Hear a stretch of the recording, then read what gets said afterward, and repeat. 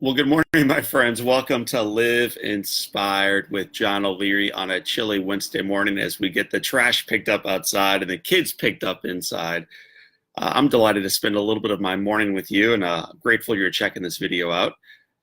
As a speaker, you have an opportunity of not only learning about organizations, of spending time with clients, of meeting individuals afterwards, but also, kind of oddly enough, there's an opportunity at the very end, a week or so later, to receive feedback from all the individuals that were in the audience.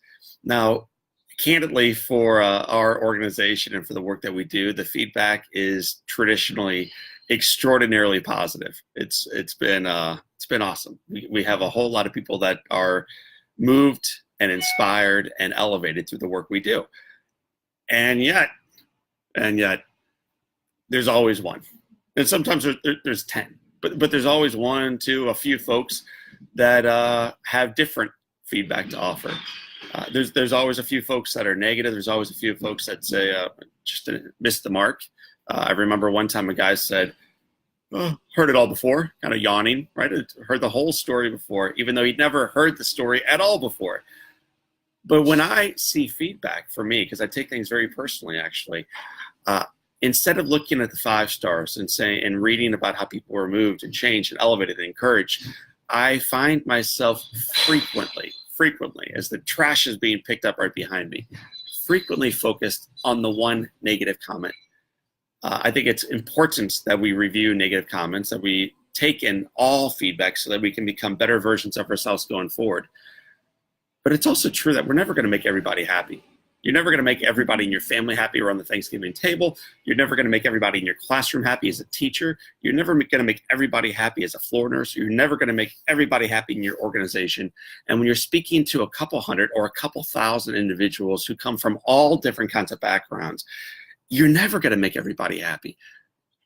And still, I find myself focusing on these negative reviews, which brings me to a quote that Brene Brown made extraordinarily famous, but you knew it before Brene Brown made it big time. So I'm going to read it to you now, and then I'm going to tell you where you can learn a little bit more about this quote and the beauty within it. The quote is from Theodore Roosevelt.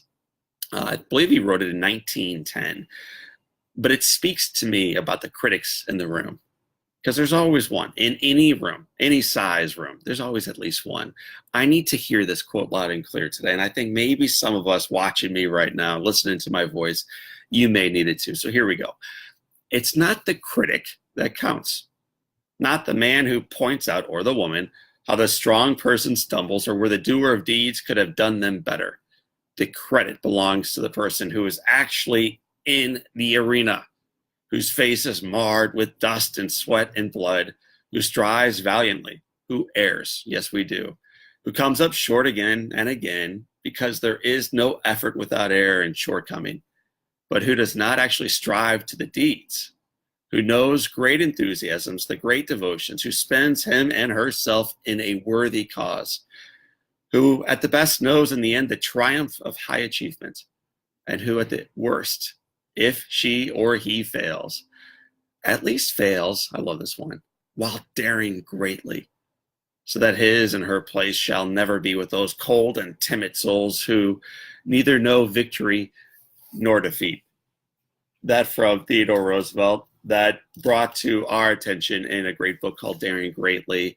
And that brought back to my attention last week when I had the opportunity, I think of a lifetime, to interview a woman named Brene Brown.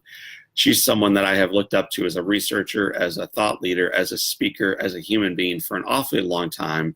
And I didn't have to look up at her this week. I got to look right at her because she was on our Live Inspired podcast with John O'Leary. So, my friends, as you receive feedback throughout your day from your children about the lunch, about breakfast, about dinner, about the house, from the ladies and gentlemen you work with or serve with or speak in front of, it is important that we remember our job is not to control all the traffic, all the noise that comes back at us, but our boldness, our courage, our daring greatly to actually approach the arena, to walk in and to strive forward, to make a difference for those that we choose to serve in whatever work we do. So I want to thank you for daring greatly today. I want to thank you for wanting to learn a little bit more about Brene Brown and the Live Inspired community. You can go to the link below And my friends, I want to let you know you're going to receive some feedback today that may not light you up. I encourage you to receive it, to become made better from it, but not to be weighed down by it, because you are in the arena and you are doing great things. So for this time, and until next time, Gina and Marie and Jamie and Diana and Nanette and everyone else, this is John O'Leary, and today's your day. Live inspired. Have a great morning.